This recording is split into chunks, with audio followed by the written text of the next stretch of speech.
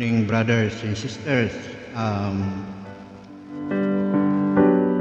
Ang mabuting balitang isi-share ko po sa inyo ngayon ay hanguin po natin sa aklat ni Mateo, chapter 3, verse 1 hanggang 12. Sumainyo ang pagpapala ng Diyos Ama, Diyos Anak at ng Espiritu Santo. Sumainyo ang kapayapaan. I-share ko po sa inyo ngayon ay ito po yung ang pangangaral po ni Juan Bautista. Pakinggan po ninyo at isabuhay at ganapin upang nang sa ganon magkaroon tayo ng buhay na walang hanggan.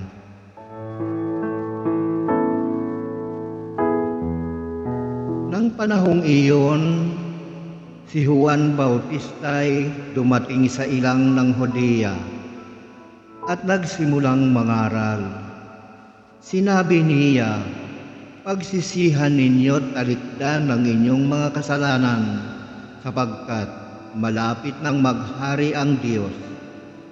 Si Juan ang tinutukoy ni Propeta Isaias nang sabihin nito, "Ito ang sabi ng isang sumisigaw sa ilang, ihanda ninyo ang daraanan ng Panginoon, tuwirin ninyo ang kanyang mga landas." Inabing balahibo ng kamelyo ang damit ni Juan at balat ang kanyang pamigtis.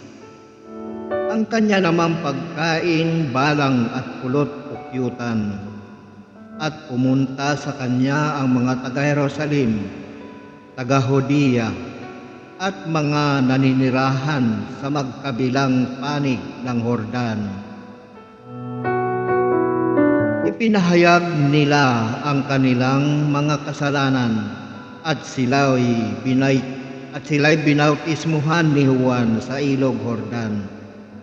Ngunit nang makita niyang marami sa mga Pariseo at mga Saduceo ang lumalapit upang pabautismo, sinabi niya sa kanila, "Kayong lahi ng mga ulupong, sino ang nagbabala sa inyo upang tumakas sa parusang darating? Ipakilala ninyo sa pamagitan ng inyong pamumuhay na kayo'y nagsisisi, at huwag ninyong ipangahas na kayo'y anak ni Abraham. Sinasabi ko sa inyo, ang Diyos ay makalilikha ng mga tunay na anak ni Abraham mula sa batong ito. Ngayon pa'y nakaamba na ang palakol sa ugat ng punong kahoy. Ang bawat punong kahoy na hindi mabuti ang bunga ay puputulin at ihahagis sa apoy. Binabautismuhan ko kayo sa tubig bilang tanda ng pagsisisi ninyo at pagtalikod sa inyong mga kasalanan. Ngunit ang dumarating na kasunod ko ang magbabautismo sa inyo sa Espiritu Santo at sa apoy. Siya'y makapangyarihan kaysa akin. Hindi ako karapat-dapat kahit tagadala ng kanyang panyapak. Hawak niya ang kanyang kalaykay upang alisin ang dayami. Titipunin niya sa kamalig ang trigo, ngunit ang ipay susunugin sa apoy na di mamamatay kailanman. Yan po, brothers and sisters, ang mabuting balita ng kaligtasan. Purihin natin ang Diyos, purihin natin ang Panginoong Hesus. So, malinaw po, brothers and sisters, sa mabuting balitang ito na nais ng Diyos na tayo'y lumapit sa Kanya at ipahayag natin ang ating mga pagkakasala upang nang sa ganon ay tayo'y kanyang linisin, sapagkat nasusulat, gaano man karami ang ating mga kasalanan, ang lahat ng yan ay ipapatawad ng Diyos kung tayo'y magbabalik loob sa Kanya. Huwag po tayong magpatigas, sapagkat wala po tayong magagawa kung patuloy tayong susuway sa utos ng Diyos. Napapanahon na, brothers and sisters, na tayo'y lumapit sa Ama at ihayag natin ang ating mga pagkakasala. Talikdan natin ang ating mga kasalanan at yung mga masasamang ating mga gawa. Magbalik loob tayo sa Diyos, sapagkat yan ang pangako niya. Gaano man tayo karumi ay Kanyang gagawing busilak sa kaputian kung tayo'y magbabalik loob sa Kanya. Kaya ang nais ng Diyos, tayo'y lumapit sa Diyos at ating ihayag ang ating mga kasalanan. Nakahanda lagi ang Diyos na tayo'y papatawarin niya sa ating mga kasalanan. Nakahanda siya na tayo'y linisin sa ating karumihan. Ano man ang ating nakaraan, gaano man tayo karumi, ay lilinisin ng Ama kung tayo'y magbabalik loob sa Kanya. So, para malaman po ninyo kung ano yung dapat nating gawin, tunghayan po natin sa aklat ni Propeta Isaias, chapter 1, verse 16 hanggang 20. Narito po ang paanyaya ng Diyos sa atin. Ganyan po kabait ang Diyos, sapagkat niligtas na tayo sa ating mga kasalanan sa pamagitan ng Panginoong Hesus. Inutusan niya ang Kanyang nag-iisang anak. So narito po ang pakiusap ng Diyos. Kapag nakikiusap sa atin, brothers and sisters, kita niyo yan kung gaano kabait ang Diyos sa atin. Maligtas lamang tayo at huwag tayong mapahamak. Nakikiusap siya. Tunghayan po natin, makinig ang may pandinig.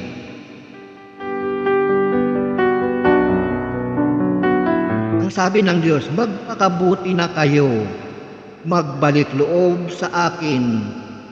Talikdan na ninyo ang masasamang gawain. Tumigil na kayo ng paggawa ng masama. Pag-aralan ninyong gumawa ng mabuti. Pairalin ang katarungan. Tulungan ang mga ulila. Ipagtanggol ang mga balo. Ayan po mga kaibigan, mga brothers and sisters, ang paanyaya ng Diyos sa atin. Ang sabi niya, magpakabuti na kayo, magbalik loob kayo sa akin. Sabi niya, talikdan na ninyo ang masasamang gawain. Yan po ang sabi ng Ama. Nakikiusap po siya sa atin. Ganyan po tayo kamahal. Ang sabi pa niya, halik kayo at magliwanagan tayo. Gaano man karumi, gaano man karami ang inyong kasalanan. Ayan po, gaano man karami ang ating kasalanan. Kung tayo'y kung ating ipapahayag sa Kanya at aaminin natin na tayo'y nagkasala at tatalikdan natin ang ating mga pagkakasala, ayan po ang sabi ng Diyos, halik kayo at magliwanagan tayo. Gaano man karami ang inyong kasalanan, handa akong ipatawad ang lahat ng iyan. Kahit na kayo'y maruming-marumi.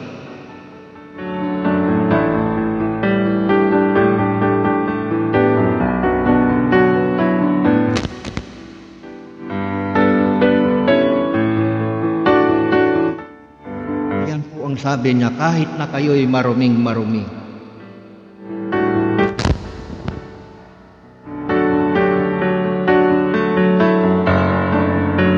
Napakabuti ng Ama, ng Diyos.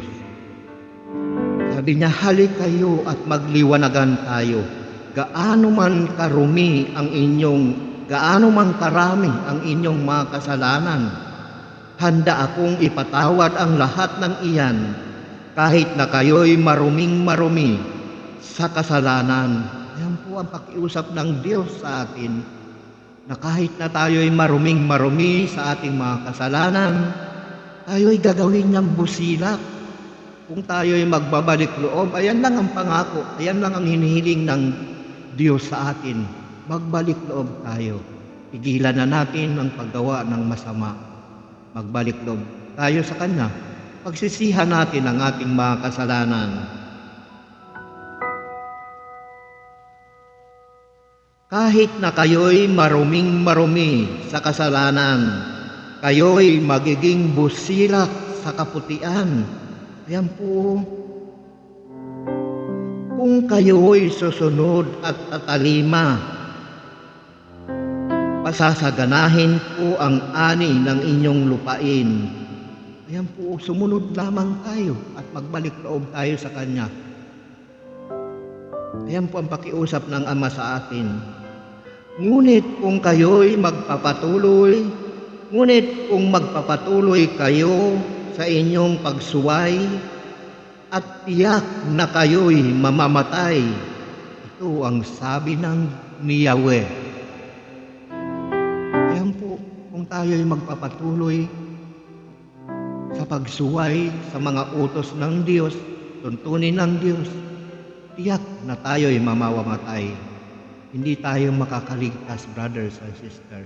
So napakaganda ng nais ng Diyos sa atin. Napakaganda ng layunin niya. Nais niya na tayo'y linisin sa ating mga karumihan. Nais niya na tayo'y magbagong buhay.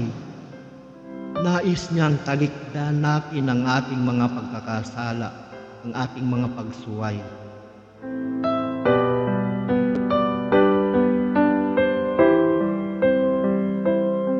Pagsisihan natin ang ating mga kasalanan.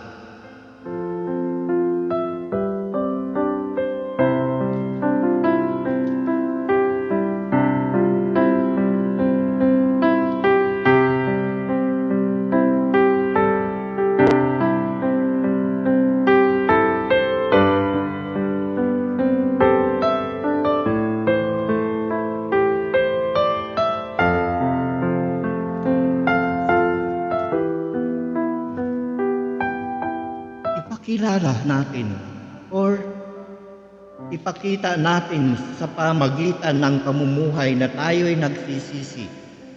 Hindi lamang, brothers and sisters, basta't magsisi tayo, ay papatawarin na tayo ng Diyos. Ang karapat-dapat na pagsisisi sa Diyos ay yung talagang nagsisi ng taos-puso. Kapagkat meron po sa atin nagsisisi, okay, nagsisisi ako ngayon.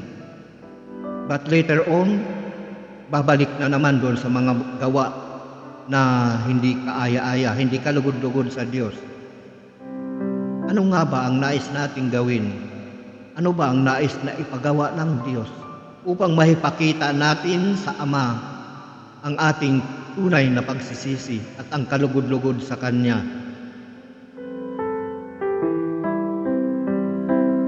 Ang sabi ko ito, ngunit nang makita niyang marami sa mga Pariseo at mga Saduseo ang lumalapit upang pabautismo, sinabi niya sa kanila, kayong lahi ng mga ulupong, sino ang nagbabala sa inyo upang tumakas sa parusang darating? Ipakilala ninyo sa pamagitan ng inyong pamumuhay na kayo'y nagsisisi. Ayan po, paano po ba natin maipapakita sa pamagitan ng ating pamumuhay na tayo'y nagsisisi sa ating mga kasalanan? Ang kalugod-lugod po sa Diyos ay yung talagang diretso. Pagka sinabi natin na tayo'y nagsisisi, na tayo'y magbabagong buhay, natatalikdan na natin ang ating mga pagkakasala, gawin po natin ng taos-puso. Meron po sa atin mga nagsisisi Ngunit, but later on, bumabalik doon sa kanyang mga gawi na hindi kalugod-lugod sa Diyos. After a while, bumabalik kung ano yung kanyang mga ginagawang hindi kalugod-lugod sa Diyos. So hindi po yan ang nais ng Diyos. Ang nais niya, ipakita natin sa pamagitan ng ating pamumuhay na tayo'y nagsisisi at hindi sa salita lamang, kung hindi ipakita natin sa pamagitan ng ating pamumuhay na tayo'y nagsisisi.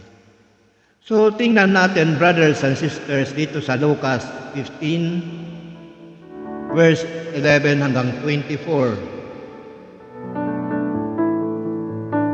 Kung ano ang dapat nating gawin, anong klase ng pagsisisi ang dapat nating gawin.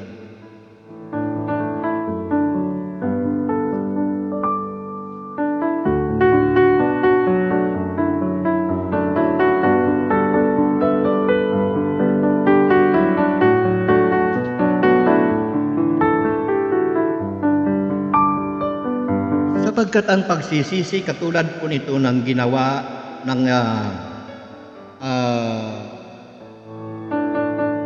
alibughang anak. Ito po na alibughang anak ay hiningi po niya.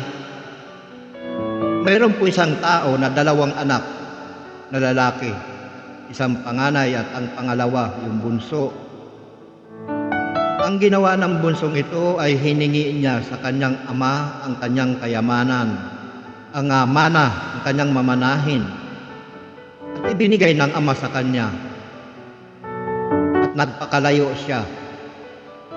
Nung naubos na ang kanyang kayamanan, nagkaroon ng taghirap sa lugar na yon na kanyang pinuntahan.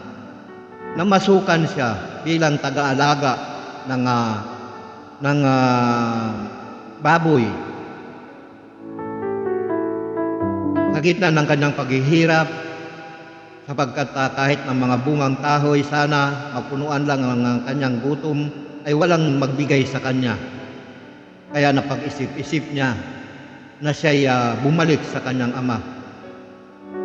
Pinagsisihan niya ang kanyang kasalanan at siya'y bumalik sa kanyang ama. So tunghayan natin, brothers and sisters, dito sa Lucas chapter 15 verse 11 hanggang 24. Sinabi pa ni Jesus, isang tao ang may 2 anak na lalaki. Ang wika ng bunso, Ama, ibigay na po ninyo sa akin ang mamanahin ko. At binahagi sa kanila ng ama ang kanyang ari-arian. Pagkalipas ng ilang araw,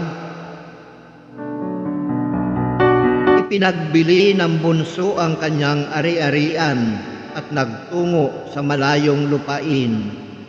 Taglay ang buo niyang kayamanan at dooy nilustay sa lahat sa di wastong pamumuhay. Nang malustay na niya ang kanyang kayamanan, nagkaroon ng matinding taggutom sa lupaing iyaon at nagdalita siya. Namasukan siya sa isang mamamayan ng lupaing iyaon. Siya'y pinapunta nito sa bukid upang mag-alaga ng baboy. Ibig sana niyang punuan ang kanyang pagkain kahit ng mga bungang kahoy na ipinapakain sa mga baboy, ngunit walang magbigay sa kanya. Nang mapag-isip-isip niya ang kanyang ginawa, nasabi niya sa sarili, ang mga alila ng aking ama ay may sapat na pagkain at lumalabis pa, samantalang ako'y namamatay ng gutom dito. Babalik ako sa kanya. Sasabihin ko, Ama, nagkasala po ako sa Diyos at sa inyo. Hindi na po ako karapat-dapat na tawagin ninyong anak. Ibilang na lamang ninyo akong isa sa inyong mga alila. At tumindig siya at umaroon sa kanyang ama. Malayo pa'y natanaw na siya ng ama, at ito'y labis na nahabag sa kanya, kaya't patakbo siyang sinalubong ni Yakap at hinagkan. Sinabi ng anak, "Ama, nagkasala po ako sa Diyos at sa inyo. Hindi na po ako karapat-dapat na tawagin ninyong anak, ngunit tinawag ng ama ang kanyang mga alila. Madali, dalhin ninyo rito ang pinakamahusay na damit at isuot sa kanya. Suotan siya ng singsing at panyapak. Kunin ang pinatabang guya at patayin. Kumain tayo at magsaya, sapagkat namatay na ang aking anak. Namatay na ang anak kong ito, ngunit muling nabuhay. Nawala, ngunit nasumpungan, at sila'y nagsaya." Hallelujah. Purihin natin ang Diyos. Purihin natin ang Panginoong Yesus. So ganyan po ang Diyos. Ganyan po siya magmahal sa atin. Katulad nitong alibughang anak. Kahit na naubos na yung kayamanan na ipinagkaloob sa kanya ng ama, sapagkat hininginan niya yung mamanahin niya sa ama niya, at hindi naman ipinagkait ng ama, ibinigay sa kanya. Ngunit nung mahibenta na niya, siya'y nagpakalayo. Nilustay ang pera sa walang kaguluhan na pamumuhay. Nung maubos na, nagdaralita siya. Wala na siyang makain, kaya namasukan po siya, brothers and sisters, sa isang mamamayan doon. Ngunit nung napag-isip-isip ng bunsong ito na anak, ay nagsisi siya. Ganyan po ang nais ng Diyos sa atin. Ang nais iparating ng mabuting balitang ito. Magsisi tayo. Ito po yung taos-puso na pagsisisi. Nagsisi siya at nagbalik siya. Ang sabi niya, "Ama, hindi na po, nagkasala po ako sa Diyos at sa inyo.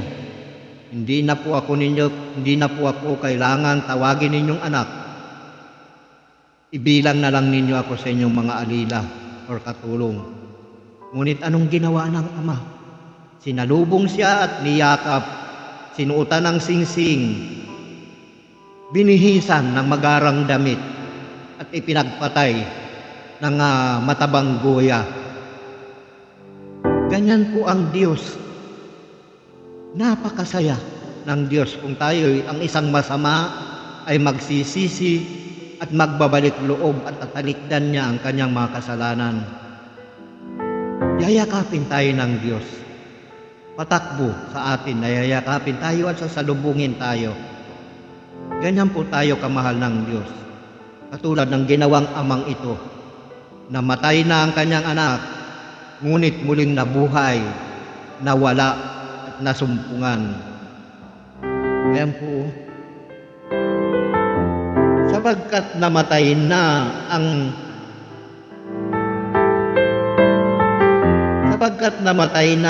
ang anak kong ito, ngunit muling nabuhay, nawala, ngunit nasumpungan.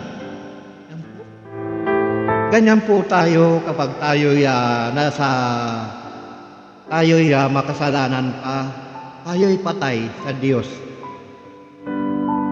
Patay tayo sa Diyos sapagkat ang totoong buhay ay na kay Kristo. Sa pamagitan ng banal na Espiritu, magkakaroon po tayo ng buhay. Ganyan po ang Ama natin, ang Diyos Ama. Kahit na, di ba, yung tinunghayan natin kanina, gaano mang karami ang ating mga kasalanan, ay handa siyang ipatawad ang lahat ng iyon. Gaano man tayo karumi, tayo'y lilinisin at gagawing busilak sa kaputian. Ganyan po ang ginawa nung ama niya. Sinalubong siya, hinagkan at niyakap. Dahil nagpakumbaba yung anak, pinagsisihan niya ang kanyang kasalanan. Ang sabi niya, nagkasala ako sa Diyos at sa inyo, Ama. Hindi na ako karapat-dapat na tawagin yung anak. Ibilang na lamang ninyo ako sa inyong alila. Ngunit anong ginawa ng ama?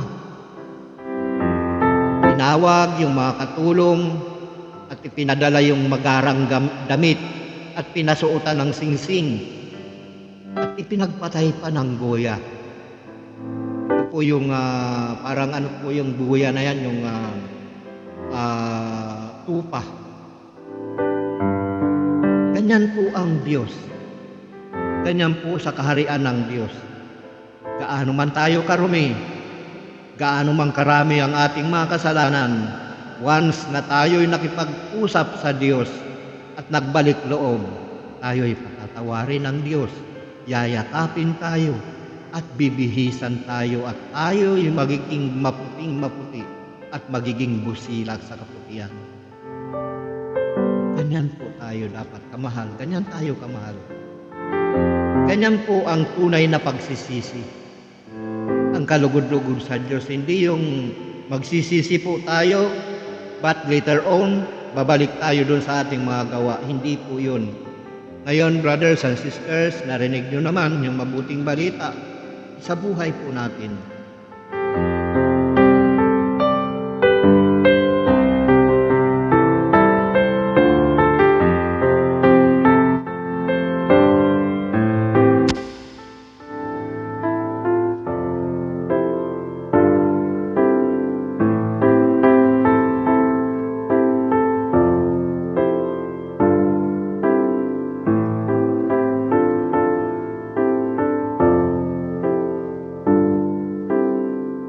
Sapagkat kung hindi po tayo magbabagong buhay, magpapatuloy tayo sa ating paggawa ng masama. Ang sabi po dito ni Juan Bautista, ngayon pa'y nakaamba na ang palakol sa ugat ng punong kahoy. Ang bawat punong kahoy na hindi mabuti ang bunga ay puputulin at ihahagis sa apoy. So ayan po, kung tayo'y magpapatuloy, sabi nga kanina nung unang tinunghayan natin doon sa Isaias, kung tayo'y patuloy na susuway, ay mamamatay tayo. Ganyan po ang sabi ni Juan Bautista. Ngayon pa'y nakaamba na ang palakol sa ugat ng punong kahoy. Ang bawat punong kahoy na hindi mabuti ang bunga ay puputulin at ihahagis sa apoy. So ini-encourage tayo. Ay iwanan natin ang ating mga pagkakasala. Mamuhay tayo ng kalugod-lugod sa Diyos.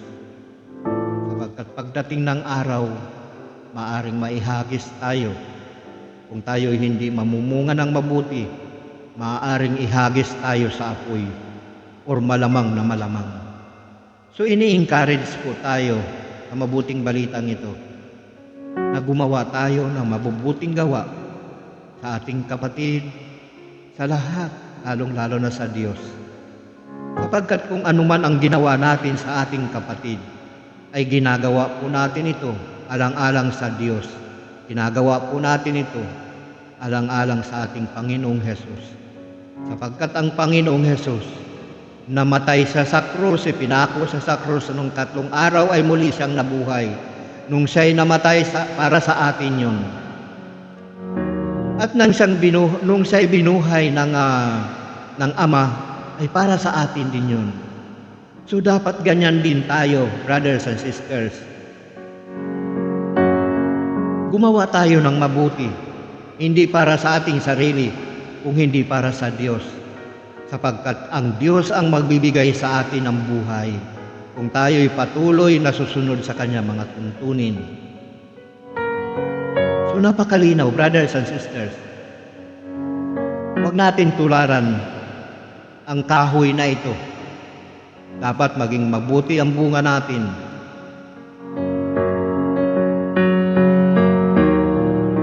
So tingnan natin dito, brothers and sisters, sa aklat ni Lucas chapter 6, 43 hanggang 45.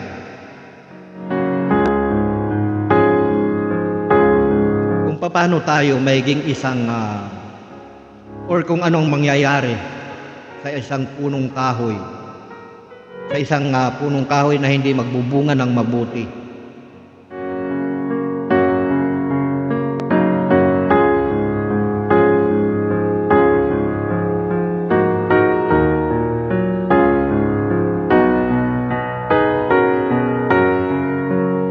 Pakinggan po ninyo, brothers and sisters, ang sabi po ng Panginoong Hesus, walang mabuting punong kahoy na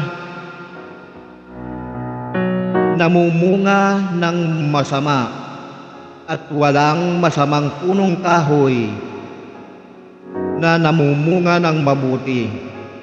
Nakikilala ang bawat punong kahoy sa pamagitan ng kanyang bunga, sapagkat hindi napipitas. Hindi napipitas ng igos sa puno ng aroma at di rin nakapuputi ng ubas sa puno ng dawag. Ayan po ang sabi ng Panginoong Hesus. Ang mabuting tao ay nakapagdudulot ng mabuti sapagkat tigib ng kabutihan ang kanyang puso.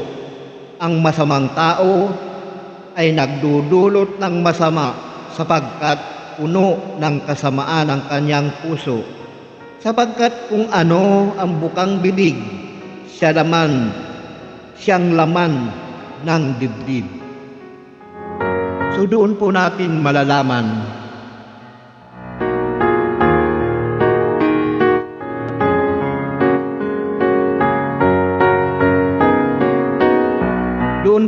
malalaman ang ating sarili.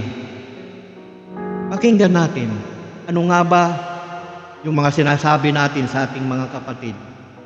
Makapagdudulot ba ito ng masama or mabuti ang may dudulot nito? Ang bawat bigkasin natin, dapat isaalang-alang natin sa Diyos. Ituturo niya sa atin, brothers and sisters, kung ano yung mga dapat nating sabihin. Sapagkat ang banal na Espiritu ang magtuturo sa atin kung ano yung mga dapat nating gawin sa buhay na ito upang tayo'y maging kalugod-lugod sa Ama. So kung masama ang sinasabi natin sa ating kapatid, sa ating kapwa, ibig sabihin masama tayong tao. Sapagkat ang laman, kung ano ang laman ng ating dibdib, yan yung lumalabas. Kung ano ang laman ng ating puso, yun yung lumalabas eh.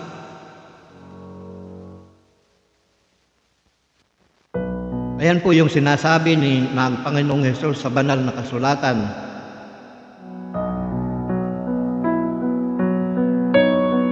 Na dapat unahin nating linisin ang loob bago ang labas. Huwag tayong titingin sa panglabas na anyo. Tingnan natin kung ano nga ba ang laman ng puso. Sapagkat hindi po natin mahitatago ito. Lalabas at lalabas yan kung ano ang laman ng puso natin. Kung paghihiganti, lalabas at lalabas yan. Kung puot, lalabas at lalabas. Sapagkat sabi nga ng Panginoong Hesus, kung ano ang laman ng puso,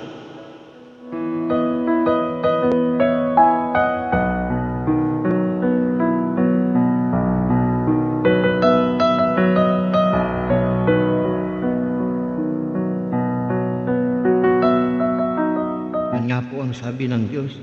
Ang mabuting tao ay nakapagdudulot ng mabuti sapagkat tigib ng kabutihan ng kanyang puso. Ang masamang tao ay nakapagdudulot ng masama sapagkat puno ng kasamaan ang kanyang puso. Sapagkat kung ano ang bukang bibig, siyang laman ng dibdib. So yun po. Unawain po natin ang bawat mabuting balitang inihahayag sa inyo upang nang sa ganon ay isabuhay natin. Hindi lamang po sa pakikinig, kung hindi sa pagsasabuhay nito. Sapagkat kung makinig lang tayo ng makinig ay hindi naman natin ginagawa. Katulad nito, tinunghayan natin yung pagsisisi nung anak na nagbalik loob siya sa kanyang ama. Yan ang tularan natin na pagsisisi. Mula sa puso na pagsisisi. Ang sabi niya, pagsisisi na may pagpakumbaba. Ang sabi niya sa ama niya, hindi na po karapat-dapat na tawagin niyo pa po akong ama. Ibilang na lamang ninyo ako sa inyong mga alila. Ngunit ano ang ginawa ng ama? Sapagkat nahabag siya, ganyan niya kamahal tayo, ganyan tayo kamahal ng Diyos. Kung tayo ay magbabalik loob sa Kanya, sasalubungin tayo at kayakapin, aabutin niya ang ating kamay saan man tayo naroroon. Kung tayo ay magbabalik loob sa Kanya at magsisisi.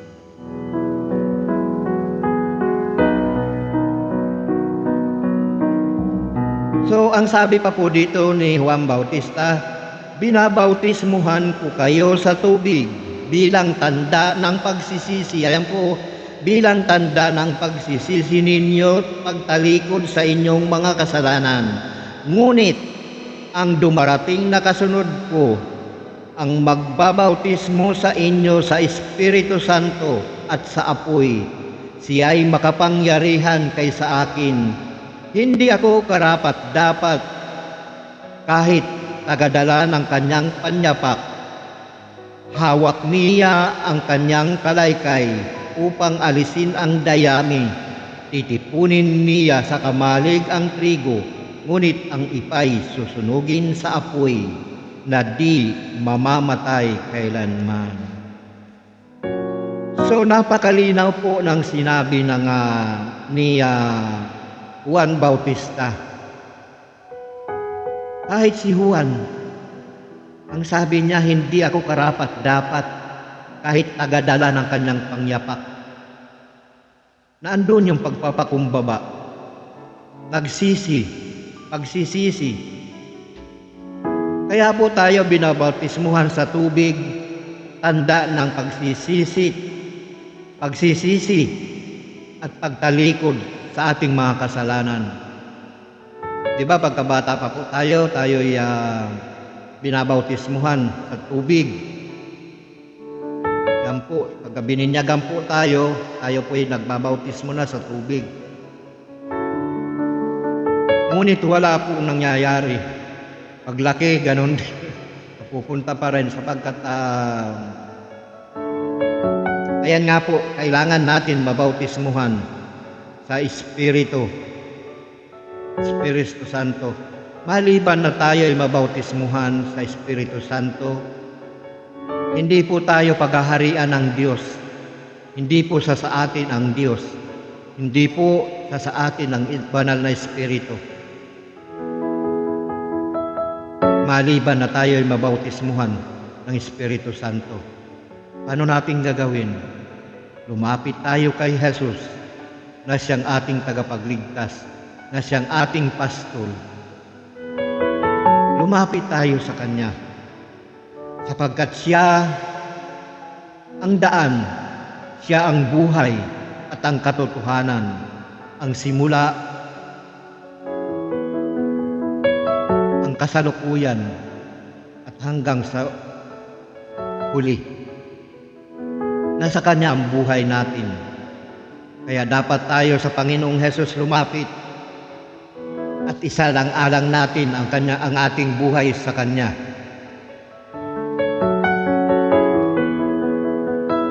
Sapagkat ang sabi, ngunit ang dumarating na kasunod ko, ang magbabautismo sa inyo sa Espiritu Santo at sa apoy.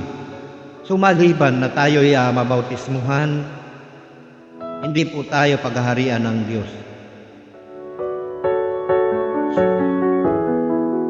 Ito po ay pinaanyayahan tayo na lumapit sa Panginoong Hesus upang tayo'y mabautismuhan sa Espiritu Santo, nang sa ganon ay makamtan natin ang buhay at pagharian tayo ng Diyos. So tingnan natin dito, brothers and sisters, sa aklat ni Juan chapter 3 verse 1 hanggang 7, 9 hanggang 11, and 1 chapter 6 verse 63. Sorry. Tunghayan po natin.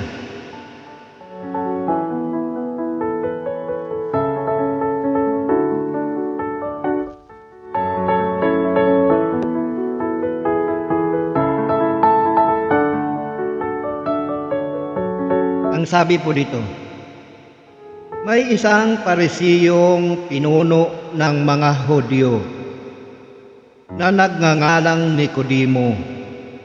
Isang gabi siya'y nagsadya kay Jesus. Rabi, sabi niya, nalalaman po namin kayo'y isang gurong mula sa Diyos, sapagkat walang makakagawa ng mga kababalaghang ginagawa ninyo maliban sumakanya ang Diyos.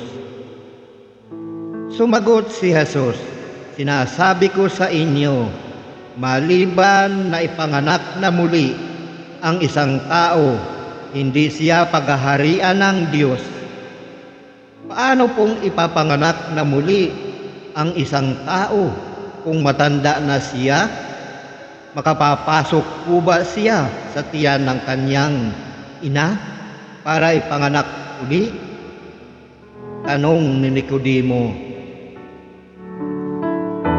Sinasabi ko sa inyo, ani Jesus, maliban na ang tao'y ipanganak sa tubig at sa Espiritu, hindi siya paghaharian ng Diyos. Ang ipinanganak sa laman ay laman, at ang ipinanganak sa Espiritu ay Espiritu. Huwag kayong magtaka sa sinabi ko sa inyo. Lahat ay kailangang ipanganak na muli. So ayan po, brothers and sisters, napakalinaw. Maliban na tayo ay mabautismuhan ng Espiritu Santo, hindi tayo paghaharian ng Diyos, brothers and sisters. Sapagkat ang buhay ay nasa Espiritu. Ang Espiritu ay buhay. At ang salita ng Diyos ay buhay. Sapagkat ang Espiritu, bago mangaral ang Panginoong Hesus, ay ibinuhos ng Ama sa Panginoong Hesus. At ito ang kasama-sama ng Panginoong Hesus sa kanyang pangangaral, kasama-sama niyang Ama sa pamagitan ng Espiritu Santo. So hindi po tayo paghaharian ng Diyos maliban na tayo'y mabautismuhan sa Espiritu.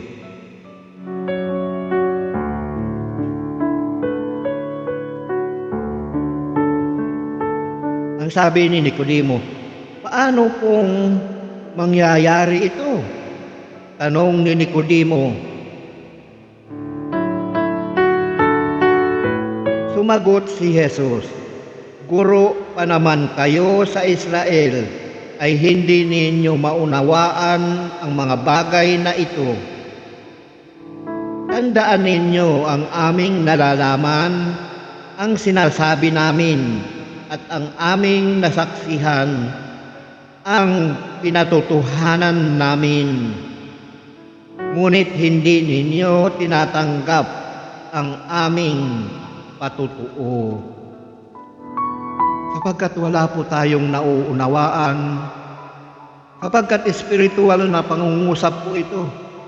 Kung wala sa atin ang banal na espiritu, hindi natin mauunawaan ang salita ng Diyos. Hindi natin maunawaan ang sinasabi ng mga nangangaral.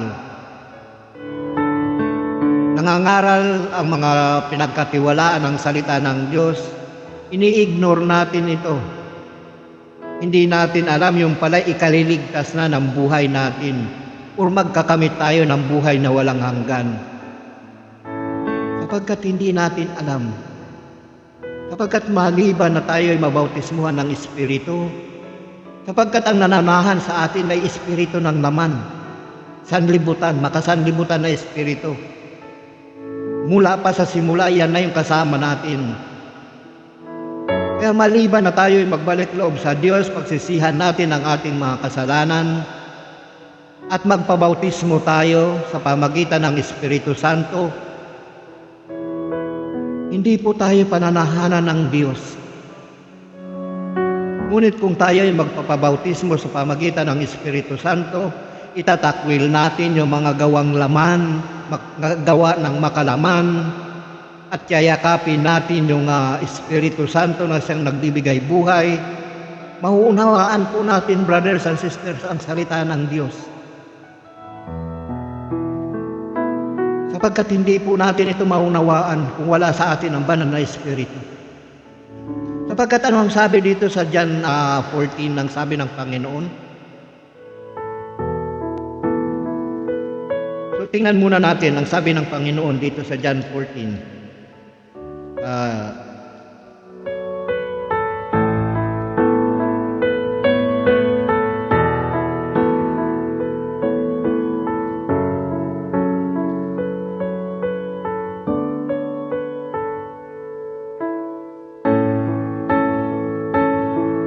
Ayan po, sabi po ng Panginoon, ako ang daan, ang katotohanan at ang buhay. Walang makapupunta sa Ama, kundi sa pamamagitan ko. Kung ako'y kilala ninyo, kilala na rin ninyo ang aking Ama. Mula ngayon ay kilala na ninyo siya at inyong nakita.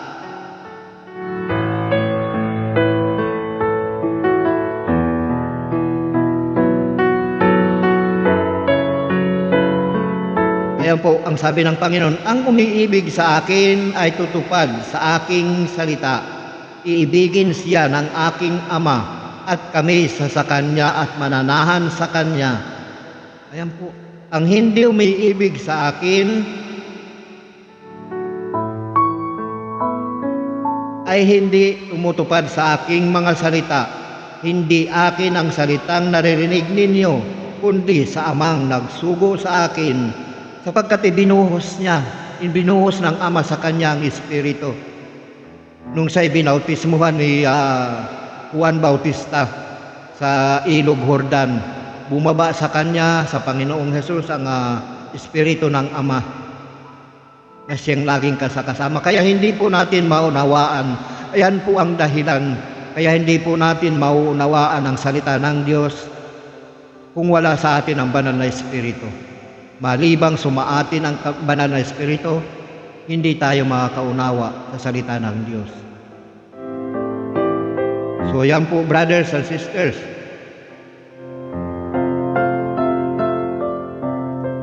Ano pa po ang sabi dito? Hawak niya ang kanyang kalaykay upang alisin ang dayami. At meron pa po dito,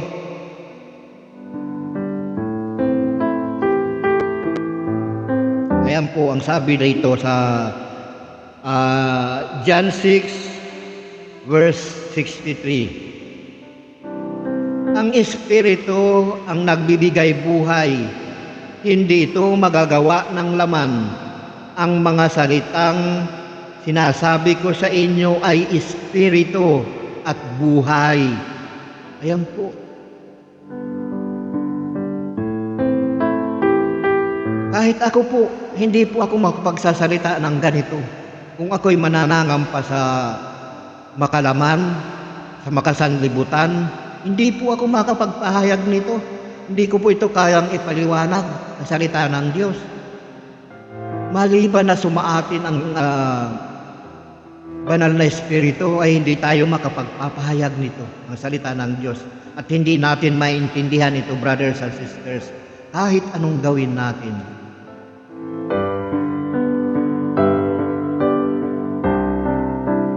Katulad itong nangyari sa akin bago ako mag-start na naman ito ngayon na magpahayag. Gumawa ako ng video kasi sa cooking ko na sana at saka baking tutorial gagawin yung video. Ngunit nakagawa ko ng isa. Nung isang gabi ay kinausap ko ang Diyos at muli akong nakipag-usap sa Kanya. Madaling araw po yun, wala naman nakakarinig pag madaling araw, mga 2:00 ng madaling araw. Nakipag-usap ako sa Diyos. Sabi ko, kung kalooban nyo na ako'y makapaghayag ng mabuting balita ng Panginoong Hesus, magkaroon lamang ng views yung video ng aking ginawa na pinagsimulaan ko na kahit nakakoy 5 views. So hindi ko muna after that, nung ako'y nakipag-usap sa Diyos, sa Ama, hindi ko muna pinansin. Mga kinabukasan, gabi ako nakipag-usap, madaling araw, dating nung kinabukasan, hindi ko muna pinapansin yung cellphone, yung platform na aking yung YouTube. Pagdating nung gabi, tiningnan ko, sabi ko matingnan nga. Purihin natin ang Diyos sapagkat hindi lang 5, 8 pa, 8 views ang naandoon. Ngunit 5 lang. Kasi sabi ko sa Diyos, kung talagang pinahintulutan nyo ako na magpahayag ng mabuting balita ng Panginoong Hesus para sa aking mga kapatid, ang palatandaan ko ay magkaroon ng views kahit 5 lang kako yung video yung aking ginawa, yung cooking in baking tutorial. Ngunit talagang napakabait ng Diyos. Hindi lang 5 ang ibinigay, 8 views. So masasabi ko ba yon na nanggaling sa tao? So ganyang kabuti ang Diyos. Kung tayo'y susunod lamang sa Kanya, kung tayo'y makikipag-usap ng taos-puso at pagsisisihan natin ang ating mga kasalanan, ganyang kabait ang Diyos. Laging nakahanda na magpatawad. So ang sabi niya, hawak niya, ang sabi ni Juan Bautista, hawak niya ang kanyang kalaykay upang alisin ang dayami. Titipunin niya sa kamalig ang trigo, ngunit ang ipay susunugin sa apoy na di mamamatay kailanman. Tayo po yan. Tayo ang ipa. Kung walang laman ang utak natin, kung walang laman ang puso natin, ang salita ng Diyos, ipa tayo sa trigohan, sa trigo. Kaya mangyayari sa atin, kung walang laman ang puso natin, puro kasamaan ang laman ng puso natin, ay ipa tayo. Isa tayo sa mga susunugin sa apoy na hindi mamamatay kailanman. Saan ba yun? Sa impyerno yan, brothers and sisters. Kapag hindi natin pinansin ang salita ng Diyos at ini-ignore natin lagi ang panawagan ng Ama, ng Diyos, ng Panginoong Hesus, ipa tayo sa Diyos. Tayo ang ipa sa triguhan. Naiipunin tayo upang itapon sa apoy pagdating ng panahon. Ayan po ang hawak niya ang kanyang kalaykay upang alisin ang dayami. Titipunin niya sa kamalig ang trigo, ngunit ang ipay susunugin sa apoy na di mamamatay kailanman. Tayo po yan. Kung magpapatuloy tayo sa ating kasamaan, tayo ang susunugin sa apoy. Tayo ang igagatong sa apoy. So, panahon na, brothers and sisters, isipin natin ang buhay natin. Paano nga ba tayo haharap sa Diyos? Kasi dito, brothers and sisters, yung buhay natin dito, pang samantala lang tayo rito. Kumbaga, dumadaan lang tayo.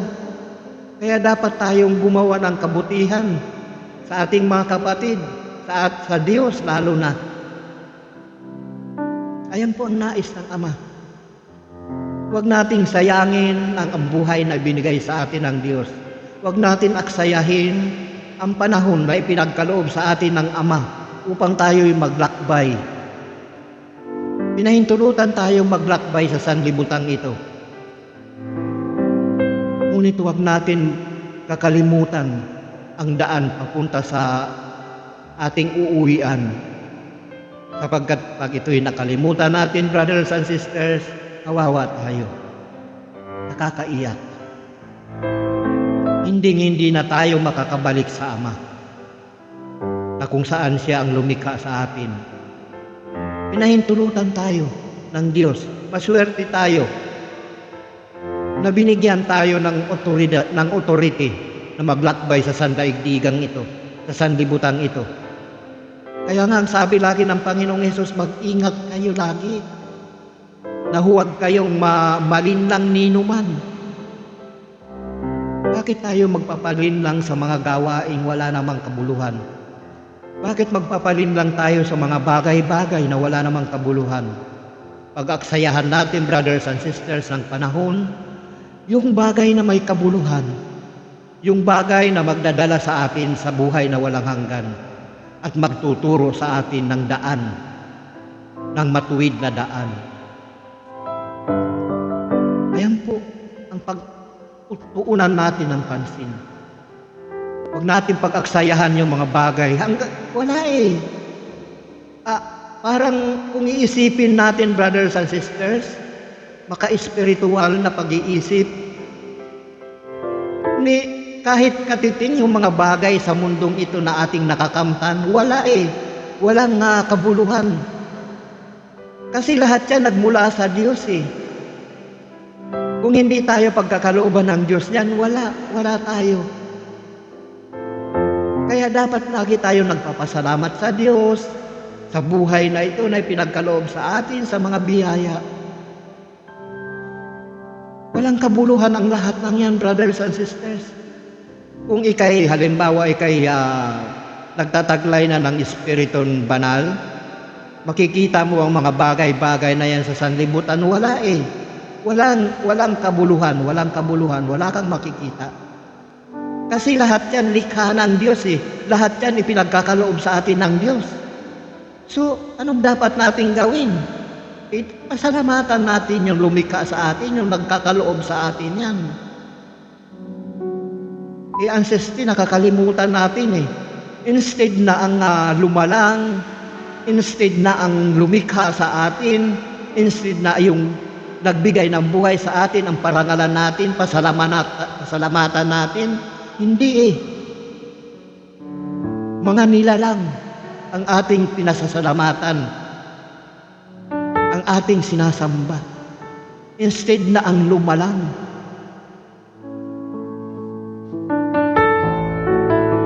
Isipin na lang natin, brothers and sisters, anong mahidudulot sa atin tungo sa buhay na walang hanggan kung pag-aaksayahan natin yung mga nilalang. Hanggang dito lang yan.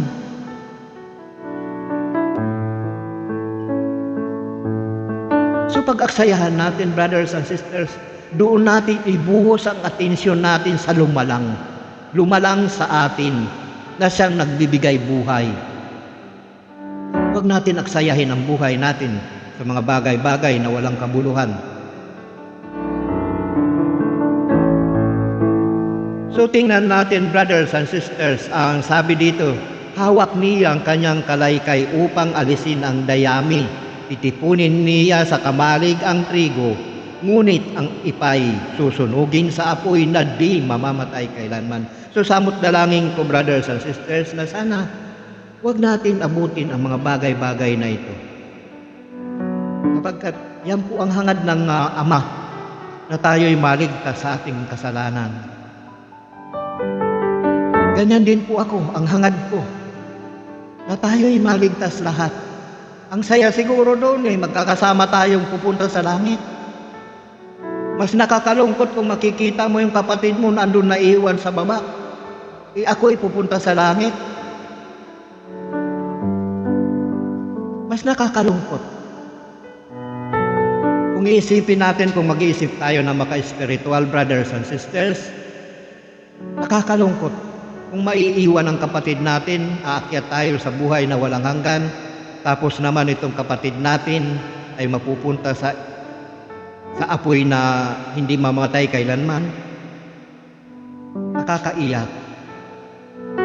Kaya nga alam mo, brothers and sisters, nung ang Panginoong Jesus ay dinadala na papunta sa lugar ng Golgota, yung pagpapakuan sa kanya, nung siya'y lumingon, nagiiyakan yung mga babae na sumusunod sa kanya. Ano ang sabi ng Panginoong Jesus? Huwag ninyo akong iyakan. Iyakan ninyo ang inyong mga anak. Sapagkat ang buhay na puno ay nangyayari ng ganito, paano pa kaya ang mga sangampatay? Ano kaya ang mangyayari sa kanila? So ang ibig pong sabihin noong, kasi patalinghaga po yung salita ng Panginoong Jesus, siya nga na siya ang puno na buhay. Ginawa sa kanya ng mga taong ganon, ipinako sa cross. How much more sa atin na mga sanga lamang? Ano ang mangyayari sa atin? Mas higit pa kung hindi tayo magbabalik loob sa kanya. So tingnan natin, brothers and sisters, dito sa Matthew chapter 13, 24 hanggang 30. Ang talinghaga tungkol dito sa trigo, kung paano. At ibibigay ko rin sa inyo yung kahulugan, ang ibig sabihin ng talinghagang ito.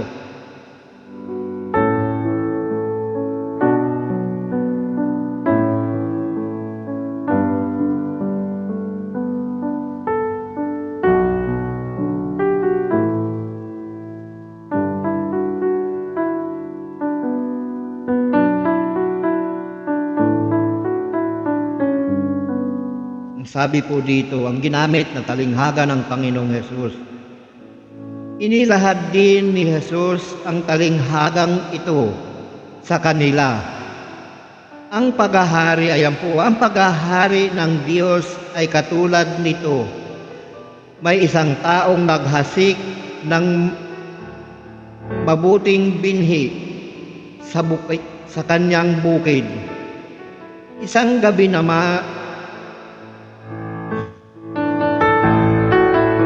gabi, samantalang natutulog ang mga ito, dumating ang kanyang kaaway at naghasik ng masamang damo sa triguhan. Nang tumubo ang trigo at magkauhay, lumitaw rin ang masasamang damo, kaya't lumapit ang mga alipin sa puno ng sambahayan at sinabi rito, hindi po ba mabuting binhi ang inihasik ninyo sa inyong bukid? Bakit po may mga damo ngayon? Sumagot siya, isang kaaway ang may kagagawan nito. Tinanong siya ng mga utusan, bubunutin po ba namin ang mga iyon? Huwag, sagot niya, baka mabunot pati trigo. Hayaan na ninyong lumago kapwa hanggang sa anihan. Pag-ani, sasabihin ko sa mga tagapag-ani, ipunin muna ninyo ang mga damo at inyong pagbigkis-bigkisin upang sunugin, at ang trigo'y inyong tipunin sa aking kamali.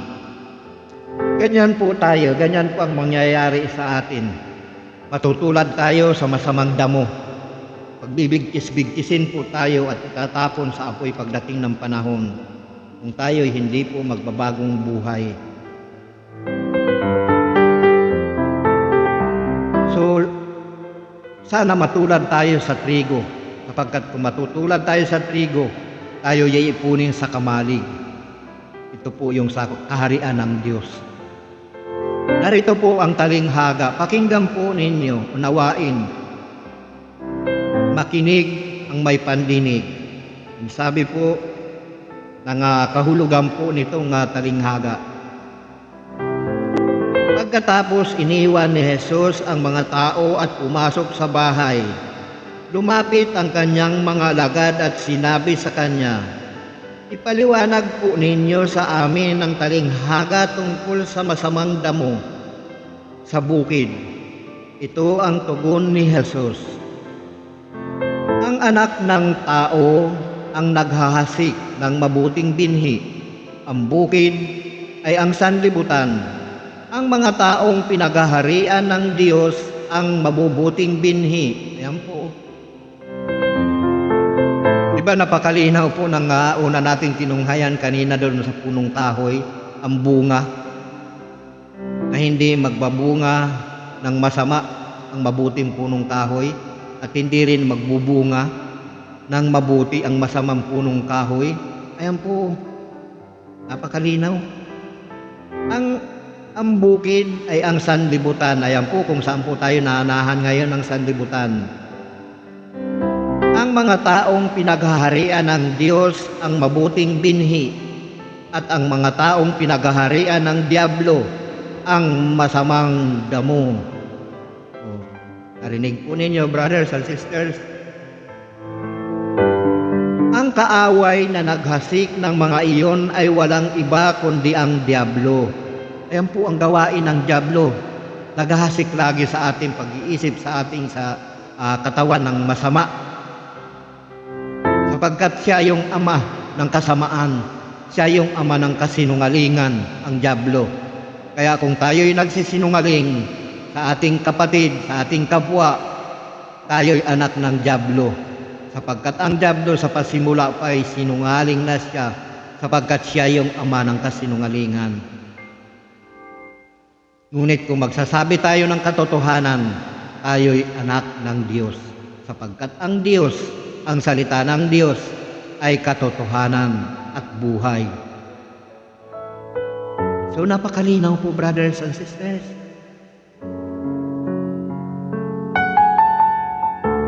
Ang kaaway na naghahasik ng mga iyon ay walang iba kundi ang Diablo.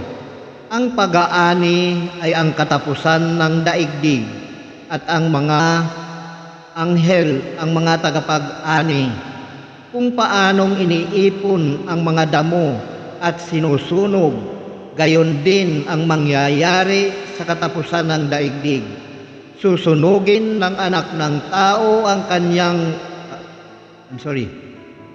susuguin ng anak ng tao ang kanyang mga anghel at iipunin nila mula sa kanyang pinaghaharian ang lahat ng magiging sanhi ng pagkakasala at ang lahat ng gumagawa ng masama at ihahagis sa nagniningas na apoy.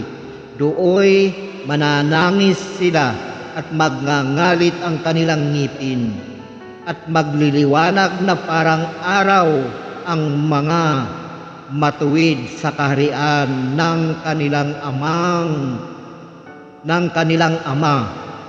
Ang may pandinig ay makinig. Ayan po, katulad ng unang tinunghayan natin kanina. Kung tayo ay magsisisi at magbabalik loob at makikipag-usap tayo sa Diyos, tayo ay gagawin niyang busilak sa kaputian. Ayan po, pagdating ng panahon, ang sabi ng Panginoong Hesus, at magliliwanag na parang araw ang mga matuwid sa kaharian ng kanilang ama. So, pagsumikapan natin sa mabuting balitang ito, brothers and sisters, unti-unting itinutuwid ang ating pamumuhay ng mabuting balitang ito. Sapagkat wala tayong magagawa, brothers and sisters. Kung tayo'y patuloy na magmamatigas, tayo'y patuloy na susuway sa Diyos, tayo'y patuloy na gagawa ng masama, wala pong mangyayari sa buhay natin. Kaya panahon na upang tayo'y mag-isip-isip. May opsyon tayo na ibinibigay ang Panginoong Hesus. Kung nais natin mapunta sa kamalig, mapasama sa trigo, magpakabuti tayo. Ngunit kung nais nating mapunta tayo doon sa apoy na hindi mamamatay magpakailanman, nasa sa inyo na yan, brothers and sisters. Ang mahalaga na pakinggan ninyo mabuting balitang ito nang walang labis, walang kulang, kung ito'y isa sa buhay ninyo. So hanggang sa muli, brothers and sisters, sana mapanood ninyo ang bidyong ito na kayo'y mapuspos ng kabanalan, mapuspos ng banal na Espiritu. Hanggang sa muli, brothers and sisters, kung loloobin ng Panginoong Hesus, maraming salamat. Sumainyo ang pagpapala ng Diyos Ama, Diyos Anak at ng Espiritu Santo. Lord, salamat po sa mabuting balita ng Panginoong Hesus na aming pinagsalu-saluhan para sa mga tao, sa aking mga kapatid na makapapanood ng bidyong ito. Loobin mo nawa, Ama, na tumimo sa kanilang puso't isipan nang sa ganon ay sila man ay magkamit ng buhay na walang hanggan, buhay na kalugod-lugod at kasiyasiya sa piling ng iyong anak na aming Panginoong Hesukristo. Maraming salamat po. Thank you, Lord. Thank you, Jesus. Salamat din po sa banal na Espiritu Santo na siyang gumabay sa akin, sa aking pagpapahayag. Maraming salamat po in Jesus' name. Salamat.